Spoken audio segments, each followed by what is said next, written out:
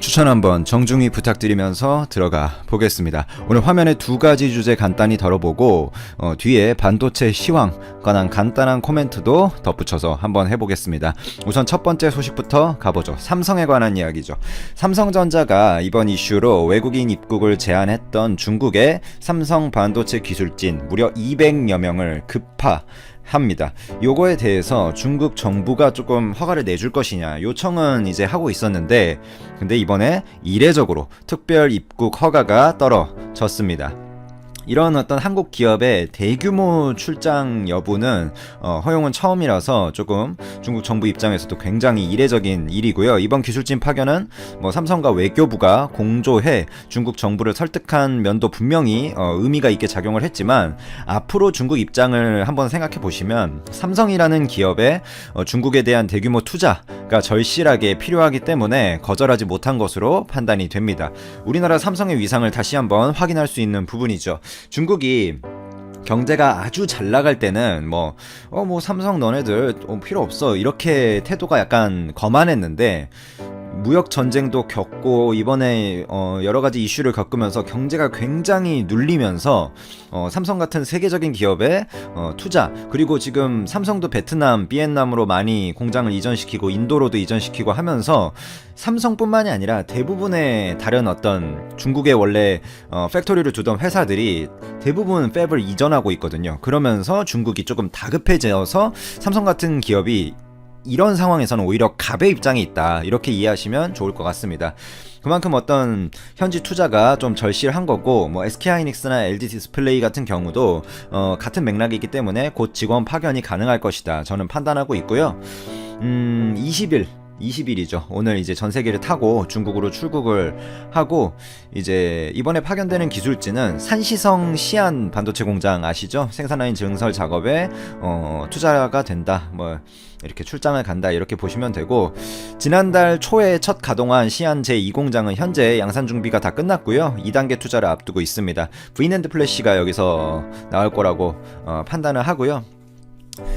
이게 중국 정부가 26일 날이었죠. 비자 거류 허가를 가진 외국인에 대한 입국 제한 조치를 발표했는데, 이게 사전 통보 없이 나왔거든요. 그래서 삼성전자가 지금 수십조, 그러니까 시안 공장 증설에 한 20조 좀 안 되게 쏟아 부었을 거예요. 그 정도의 돈을 쏟아 부어서 증설 일정을 타이트하게 가져가고 있었는데, 거기에 차질이 있는 거 아니냐라는 우려가 좀 있었어요.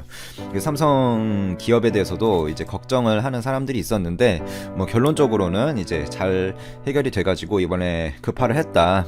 작년에는 제가 돈 되는 라디오에서도 언급드렸지만, 리커창 총리, 중국의 2인자가 삼성을 막 직접 방문해서 투자를 좀 해달라 이렇게 간청하는 그런 일도 있었죠. 그만큼 요즘 중국이 삼성한테 굉장히 부탁을 하고 저자세로 나서고 있다, 이런 기류를 생각해 주시면 될 것 같습니다. 그리고 지금 중국에서는 이제 보건 이슈는 어느 정도 해결이 된 상황이고, 물론 아직 나오고 있지만 그 전보다는 확실히 다들 아시듯이 이제 해결이 된 상황에서, 그럼 그 다음 문제는 뭐냐? 지금 GDP가 1분기 마이너스 6.8%, 중국이 마이너스 6.8%, 정말 이례적인 수치를 기록하면서 44년 만에 지금 이 분기로 보면 최저 수준이에요. 그러면서 이제 경제 정상화를 촉구하는 중국 안에서의 목소리가 굉장히 높습니다. 그래서 더더욱 우리나라 기업들한테 함부로 할 수 없는 상황이 조성되고 있는 거죠. 그래서 지금 중국에 있는 우리나라 기업들이 사실 그리고 그렇게 그러니까 그렇게 쉬운 상황은 또 아닙니다. 여러 가지 물론 이렇게 중국이 호의적으로 지금은 해주고 있긴 하지만, 어쨌든 해외 공장 증설 일정이라든지 이런 게 차질이 계속 빚어지고 있는데, 이런 부분에 대해서 잘 하고 있다, 이 정도 소식 전해드리면서 두 번째 소식으로 가보죠. 이 블랭크 마스크, 그러니까 일본 의존도가 90%가 넘어요. 사실상 독점이라고 보시면 됩니다. 블랭크 마스크의 하이엔드급 제품이 이제 올 하반기부터는 우리나라 한국에서도 양산이 됩니다. SKC죠, 정확히 말하면. 요거를 양산한다고 이번에 발표한 기업이 하이엔드 블랭크 마스크 시제품이 이미 생산했고요. 국내 수요 기업과 지금 테스트 중에 있고, 양산은 이제 하반기에 예정이 돼 있다, 요 정도로 이해하시면 크게 틀리지 않을 것 같습니다. 블랭크 마스크라는 거는 굳이 아실 필요는 없지만, 회로 패턴을 그리잖아요.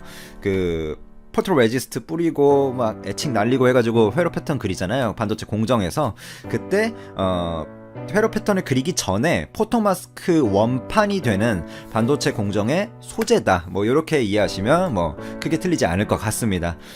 이번에 ARF, 뭐 KRF, EUV로 이제 구분이 되는데 ARF용과 EUV용이 이제 하이엔드급이고 요게 일본이 아무래도 거의 독점적으로 가지고 있다 보니까 우리나라에서 요걸로 뭔가 일본이 또 장난치는 거 아니냐는 우려, 뭐 장난을 실제로 쳤다기보다 뭐 다른 소재로는 장난을 이미 친 사례가 있으니까 요거를 일본이 90% 이상 가지고 있으면 우리가 빠르게 국산화를 하고 뭔가 미리 대응을 해야 되는 거 아니냐는 국내 여론이 많았고 반도체 업계에서도 요걸로 말이 많았어요. 근데 SKC가 제가 저번에도 SKC가 투자를 한다라는 거는 전해드렸었는데 2018년부터 430억 원을 투자해서 블랭크 마스크 신규 공장이 지난해 19년 말에 완성이 됐고 예산도 뭐 추경을 받아가지고 결국에 시제품까지 빠르게 생산을 해내고 올해 말까지 이제 양산 체제까지 구축하는 굉장히 빠른 속도죠. 요게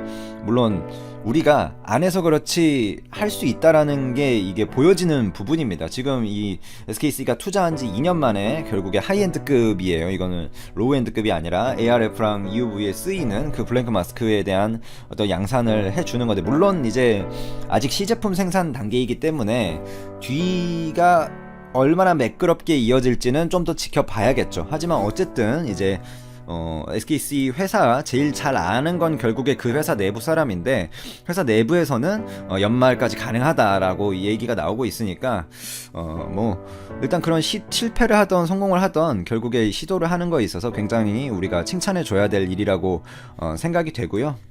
요 정도 두 가지 주제를 전해드리고 마지막으로 요즘 이제 반도체 관련 시황을 간단히만 코멘트를 드리면 맨날 하는 얘기지만 요즘 반도체가 또 핫하기 때문에 뭐 동학개미운동 이런 것도 있고 그래서 큰 틀에서만 그동안 했던 얘기예요. 그거를 적당히 정리해서 주가는 제가 어떻게 갈지 몰라요. 그래 주가는 제가 어떻게 갈지 모르지만 물론 제가 얼마 전에 뭐 이렇게 이런 기업들이 주가는 모르지만 기업은 잘 되고 있다라는 ISC나 하나머티리얼즈, 뭐 코미코 또 어떤 기업 언급했었죠? 소켓테스트랑 소재주 그리고 뭐 장비 뭐 요런 기업들 몇 개 언급을 했었는데 제가 지금 기억이 잘 안 나는데 월덱스 뭐 있었고 뭐 또 유니셈 뭐 이런 기업도 제가 텔레칩스 칩스앤미디어는 제가 뭐 칩스앤미디어 오늘 엄청 올라갔죠.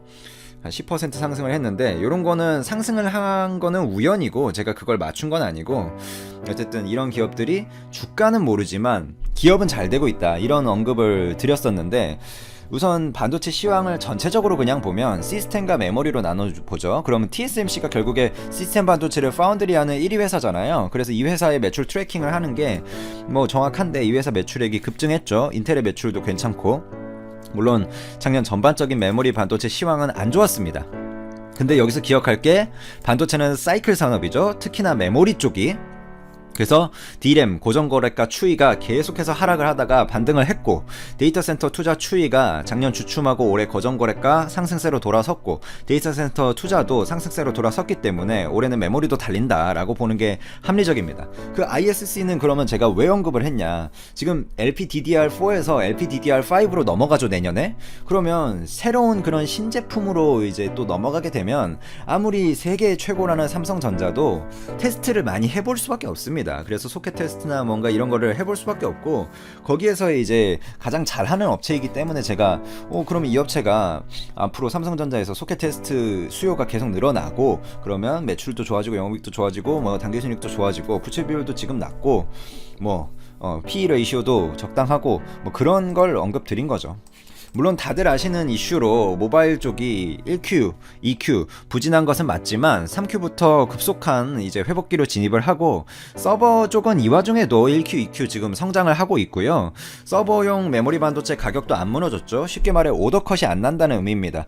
즉 비메모리는 꾸준하게 잘 성장하고 있고 메모리는 작년에 좀 주춤했지만 올해 사이클이고 세계적인 이슈가 1, 2Q 성장 둔화를 실현한 것은 맞습니다만 오히려 데이터 센터 수요는 급증하면서 3Q, 4Q에 대한 시각은 긍정적으로 보고 있습니다. 이거 데이터로 한번 보여드려 보죠. 이거 저번에 다 보여드렸던 건데 기업이라는 게 1, 2주 만에 바뀌지 않거든요. 그래서 이 데이터 한번 반도체 쪽 처음 보시는 분들이 있으니까 저번에 보신 분들은 이제 여기까지 보시고 종료하셔도 될 것 같고요.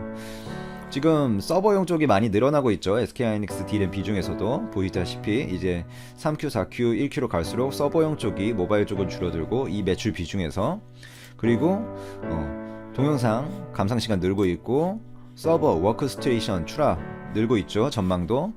그리고 SSD 수출 늘고 있죠. 그 다음에 D램 현물 가격 상승세에 있죠. 추세적으로 보면 살짝 주춤하고 있지만, 그리고 뭐 서버 D램 가격 지금 계속 떨어지다가 올라가고 있죠. 출하량 전망, 서버 비트 그로스 올라가고 있죠. 서버 분기 출하량 올라가고 있죠. 이런 것들이 이제 뭐 애널리스트가 분석을 해놓은 건데, 이 사람들이 이제 다 기업 그 IR 담당자나 그 애널리스트는 10년, 20년을 이 기업 사람들하고 계속 친해지고 술 마시고 얘기하면서 그 데이터를 모으는 사람들입니다. 그러니까 이 사람들이 주가는 못 맞춰도, 애널리스트들이 주가를 잘 못 맞추잖아요. 근데 못 맞춰도 이 데이터 같은 거는 정확해요. 그러니까 애널리스트가 막 그런 거를 하잖아요. 막 예상 주가, 막 목표 주가 이렇게 하잖아요. 그거는 믿을 게 못 됩니다. 왜냐면 그 사람들도 기업 사람들이랑 잘 지내야지 계속 정보도 얻고 하는데, 어떤 기업 안 오를 거라고 솔직하게 말하면 그게 이제 어떻게 다음에 그 기업 사람들 그 얼굴을 보겠어요. 근데 이제 이런 애널리스트들이 조사한 데이터, 그러니까 팩트들은 분명히 사실이다라고 보시면 되고, 이 사람들은 앉아서 이것만 하는 사람들이니까 지금 분명히 서버 D램 왼쪽 위에 있는 차트의 가격이 반등하고 있죠. 보도를 통해서 북한의 전투기들이 막 미사일 쏘고 또 미사일 늘어놓고 이제 김정은이가 구경하고 이렇게 하는 거 보셨죠? 저도 봤습니다. 자, 북한이 전투기 이 정밀 유도 미사일들을 첫 공개를 대대적으로 했는데요. X96 해서 크크 일어나는데 X 뭐겠습니까? 개구력이죠. 정말 개구력이다. 예, 요즘 이제 이 젊은 애들이 많이 쓰는 말입니다. 그래서 제가 이걸 보니까 야, 이걸 최고 사령관을 데려다 놓고 보고하고 또 홍보하는 사진에 이런 것들을 보여주구나. 이게 북한 공군의 실체구나. 야, 얘들 정말 대도 다 됐구나. 야, 정말 한판 붙었으면 좋겠다 라는 생각이 저절로 드는 그런 무기들이었어요. 그런데 이제 우리 언론들은 야, 이건 뭐 이제 이런 식으로 하는데, 제가 이제 전문가로서 이것들이 어떤 능력인지 제가 이 북한 공군의 현실을 한번 까발려 드리도록 하겠습니다. 오죽하면 제가 크크라고 제목에 붙였겠습니까? 좀 개그 콘서트였어요. 그래서 한번 웃어보는 그런 아이템을 한번 해보겠습니다. 자, 김정은이 최고인민회의를 앞두고 전투기 부대 현지 시찰을 했습니다. 수호이 25 그리고 미그 29가 있는 최고 전략부대죠. 자, 김정은이 서부지구 항공 및 반항공사단 관하의 추격, 습격기 연대를 시찰했다. 김정은은 이번 시찰에서 전투기들의 출격 준비 상태와 서부지구 영공 방어 임무 수행 정형을 파악한 뒤에 추격, 습격기 연대의 노고를 지하하고 공중 전투 훈련도 참관했다. 북한 전투기들은 김정은이 서 있는 지휘소 상공을 초저공으로 통과하기도 하고 공중 목표를 추격해 공대공 미사일을 발사하는 등 공중 전투 훈련도 실시했다 라고 이제 우리 언론이 쫙 보도를 했는데, 자, 이 사진들과 영상 이런 걸 보면서 야, 참 기가 막히구나. 이제 그냥 이거는 뭐 공군도 아니구나 라는 그런 생각이 들더라고요. 자, 저는 그렇게 생각이 들었는데 우리 언론들은 물론 뭐 저같이 이렇게 분석을 하진 않겠지만 보고는 깜짝 놀랐던 것 같아요. 왜 놀랐는지 모르겠어요. 뭐라고 했냐? 자, 우리 남한의 글로벌 호크 고고도 무인정찰기 인수 소식에 위협을 하고 싶었던 북한이다 라고 이제 분석을 한 겁니다. 왜냐? 이제 글로벌 호크 고고도 무인정찰기 도입한다고 제가 이제 이 아버 브리핑에서 말씀드렸지 않습니까? 그랬더니 이제 즉시 이제 이런 행사를 했는데, 그건 니들 글로벌 호크 격추시켜버릴 거야, 이 내용 아니겠습니까? 자, 그런데 여기 보시면 우리 언론이 이렇게 보도를 했어요. 김정은이 직접 공군 훈련을 지휘한 것은 우리 군이 도입하기로 한 글로벌 호크 정찰기 때문으로 풀이된다. 글로벌 호크 추가 인수 소식에 공중 목표 요격 훈련한 것이다. 왜냐, 이제 타겟이 소형 무인기였거든요. 그걸 이제 이 공대공 미사일로 발사해서 격추하는 그런 모습을 보여줬어요. 그래서 글로벌 호크 우리 격추시킬 거야, 이 모습인데, 이제 이 격추 훈련을 했던 이 기체는 북한이 가지고 있는 가장 강력한 전투기인 미그 29A였습니다. 이 미그 29A 뭐 자료에 따라서는 어떤 데는 뭐 40대를 도입했다, 어떤 데는 36대 도입했다, 뭐 이렇게 하지만 설왕설래가 있지만 제가 알기로는 한 16대 정도 북한이 지금 보유하고 있는 그런 상황이고, 이제는 30년 돼서 노후됐고 부품 공급도 안 되고 해서 가동률이 완전 떨어져 있는 이런 무기고, 소비에게 도입이 됐을 때는 이 미그 29의 어떤 그 환상이 있어가지고 우리 큰일 났다라고 생각했는데, 지금은 우리 F-16 이런 우리 수적 주력 전투기에게도 상대가 안 되는 전투기인 것이 다 판명이 나 있죠. 자, 그러면서 이 북한의 전략 무기인 미그 29가 들고 나온 이 미사일들이 도대체 어떤 능력이냐, 지금 이렇게 쏘고 있는 폼나게 쏘고 있는 이 미사일은 도대체 어떤 능력이냐, 제가 한번 보여드리면 여러분들도 배꼽 빠지실 겁니다. 자, 글로벌 호크 타도를 외쳤지만 근처에도 못 가는 미사일입니다. 자, 이 미사일, 이건 이제 쏘았지 않습니까? 이게 R-60 아피드라고 하는 미사일인데요.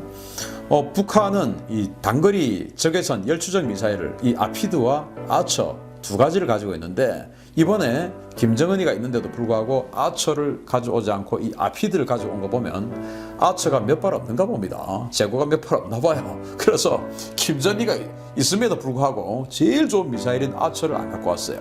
그리고는 이제 정말 초구형 미사일인 이 아피드를 가져왔는데, 이 아피드는 1974년부터 배치된 구소련의 단거리 공대공 미사일입니다. 적외선 추적 방식으로 사정거리는 8km, 최대 고달 고도는 20km 이나, 센서 성능이 취약해서 글로벌 호크와 같은 기체를 낙원하기 위해서는 0.5마일 즉 800m까지 접근해야 하며 발사 모기의 최대 작전 고도 상승이 필요합니다.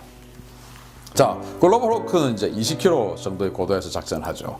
그런데 여기는 재원상으로는 20km까지 날아가고, 사정거리 뭐 이제 이 20km는 위에서 밑으로 쐈을 때 20km라는 말인데, 사실 이것도 이제 믿거나 말거나고, 일반적인 이제 동고도에서의 사정거리, 그것도 이제 고고도에서는 8km를 날아간다고 알려져 있는데, 제가 알기로라는 말은 사실은 이라는 말입니다. 사실은 그거의 4분의 1도 안 된다. 그래서 2km 정도밖에 사정거리가 안 된다라는 겁니다, 이 아피드가. 그런데 또 그것을 뒤에서 잡으려면 꼬리를 잡으면 한 2km에서 꼬리를 잡으면 되는데, 앞에서 쏘려고 하면은 한 800m까지 접근해야 돼요. 그런데 이제 또 위로 쏘려면은, 또 중력을 거슬러서 위로 쏘려고 하면은 이게 또 못 올라가죠. 그래서 20km까지 전투기가 올라가 줘야 되는데, 이 아피드를 가지고 우리 글로벌 호크를 공격하려고 하면 문제는 미그 29가 20km까지 못 올라갑니다. 미그 29는 최대 59,000피트까지 올라간 기록이 있는데, 그것도 완전히 클린 상태에서 오직 하늘 위로 올라가기 위해서 완전 무게 다 줄이고 그냥 수직으로 쫙 올라가서 59,000피트까지 올라간 적이 있는데, 이게 이제 18.5km 정도 돼요. 20km까지 못 올라갔습니다. 여기서 미사일 쏴봐야 20km까지 못 올라가요, 아피드 쏘면. 그러니까 글로벌 호크 위협하면서 글로벌 호크 근처에도 못 가는 이 미사일들과 전투기를 보여준 거죠. 그런데 이거보다 더 좋은 전투기가 있냐? 없어요. 북한이 그렇습니다. 이제 이거 보여준 겁니다. 그래서 글로벌 호크를 위협하기 위한 이라는 분석은 틀린 겁니다. 자, 그러면서 이제 사진에 이렇게 나왔죠. 여기에서 보여준 이 알라모, R-27 알라모, 이게 미그 29의 히든카드예요. 북한이 가지고 있는 이 공대공 미사일, 바로 아까 보여드렸던 아피드 2km 날아가죠. 그리고 이제 아처라고 하는 아주 성능 좋다라고 알려져 있는 아처. 정말 그 얼마 전까지만 해도 이 아처의 실체가 밝혀지기 전까지만 해도 서방 측 조종사, 우리 한국 조종사도 그렇고 공포의 미사일이었어요. 너무 성능이 좋아서. 그런데 오늘 제가 그거는 하지 않고요. 다음에 제가 한번 북한 최강의 공대공 전략 무기라고 할 수 있는 아처 미사일의 실체에 대해서, 우리 재원은 정말 아처는 끝내주죠. 그런데 실체에 대해서 제가 한번 분석해드리는 시간 가지겠습니다. 개그 콘서트 2 한번 해드리겠습니다. 자, 이 알라모는 북한이 가지고 있는 유일한 BVR 공대공 미사일입니다. Beyond Visual Range. 그러니까 가시거리 밖 공격 미사일이다 이겁니다. 가시거리 밖, 그러니까 안 보이는 멀리 있는 것도 공격한다는 미사일인데, 이게 정말로 안 보이는 것까지 공격할 수 있냐? 이거의 사정 재원을 보면 40km에서 80km 막 이렇게 돼 있어요. 그런데 이번에 보여준 건 이제 알라모 A인데, 이게 40km, 60km 이렇게 간다고 하지만 실제로는 25km 정도 최대 사정거리가 알려져 있습니다. 제가 신인균의 군사TV 항공전사 시간에 지난번에 이제 걸프전 미그 29하고 F-15하고 싸우는 이 걸프전 이야기 해드리지 않습니까? 여기에 보면 이 이라크 미그 29 조종사들이 이 알라모의 최대 사정거리 25km 여기에서 이제 이 25km를 상정하고 작전을 하는 모습을 보여드렸거든요. 알라모는 25km 정도를 날아가요. 근데 뭐 25km도 꽤 되는 거리죠. 그런데 이 알라모는 어떻게 해서 개발됐느냐? 미국의 스페로우 미사일 AIM-7 스페로우 미사일에 대항하기 위해서 개발된 중거리 공대공 미사일입니다. 반능동 레이더 유도식으로 발사 후에 표적에 명중할 때까지 레이더로 조준해줘야 하는 단점이 있으며 실전에서 적기에 명중한 사례가 전무합니다. 자, 이 미그 29, 이 알라모를 장착한 미그 29 그리고 수호이 27 이런 것들이 실전에 투입됐어요. 코소보전, 그리고 이라크전, 걸프전, 그리고 이제 이 이디오피아 내전 이런 데 투입이 됐었어요. 그러면 알라모를 많이 쏘았지 않겠습니까? 그런데 여태까지 이 알라모가 생산된 이후로 한 번도 적기를 격추시켜 본 적이 없습니다. 그 내용 제가 좀 이따가 또 알려드리겠습니다. 그리고 이제 반능동 레이더 유도식인데 이게 이제 미국은 세미 액티브라고 그래요. 뭐냐 하면은 지금 우리 한국 공군이 주력으로 가지고 있는 암람 미사일 같은 경우는 일단 저걸 이제 락온을 합니다. 딱 해서 딱 쏘면은 쏘고 일정 거리를 가면은 그 다음부터는 이 미사일 알아서 날아가요. 그러면 이 발사한 목인 나는 다른 일을 할 수가 있죠. 예를 들어서 내가 쏘았는데 적의 내 미사일을 회피하기 위해서 막 회피 기동을 하고 있는데 적의 요기가 나를 공격할 수 있지 않습니까? 그러면 저도 피해야죠. 이제 피해 나가는데 그러면은 내가 이 쏘았던 이 최초 내가 공격했던 이 적기를 놓치는 거 아니겠습니까? 그런데 암람 같은 경우는 내가 쏘고 이 미사일이 날아간 순간 저는 다른 일을 해도 이 미사일을 알아서 처음에 자기가 기억하고 있던 타겟을 끝까지 쫓아가요. 사정거리가 되는 한. 그게 이제 우리 한국 공군의 알람인데 이 알라모 그리고 한국 공군이 예전에 가지고 있었던 스페로우 이런 건 어떻게 하냐? 쐈습니다. 딱 락온에서 쐈습니다. 그러면은 막 적기가 이제 미사일이 날아오니까 막 회피 기동 있는 대로 다 하지 않겠습니까? 이걸 끝까지 쫓아가서 레이더를 끝까지 이 락온이 풀어지지 않도록 계속 꼬리를 잡으면서 유도를 해줘야 돼요. 그래야 이제 쫓아가서 격추를 하거든요. 그런데 이거 하고 있을 동안 적의 어모기가 와서 나를 공격한다. 그러면 나는 또 피해야죠. 그러면 이제 이 미사일이 목표를 상실하고 엉뚱한 데로 가버리는 것이죠. 그래서 진짜 공격 성공 확률이 좀 떨어지는 그런 미사일인데 그래도 미국이 개발한 비슷한 유형의 이 스페로는 실전 격추기로 굉장히 많죠. 왜냐 지난주에 제가 해드렸던 이 걸프전의 미그 29를 격추한 이 미그 29를 격추한 그 F-15의 사례에서도 봤듯이 한 전투에서만 올라가도 그냥 스페로 가지고 2대를 격추하고 했으니까요. 그런 식으로 스페로는 실제 격추 기록이 많은데 월남전에서도 많았어요. 많은데 알라모는 한 번도 격추 기록이 없는 미사일인데 북한에서는 최고의 공대공 미사일이에요.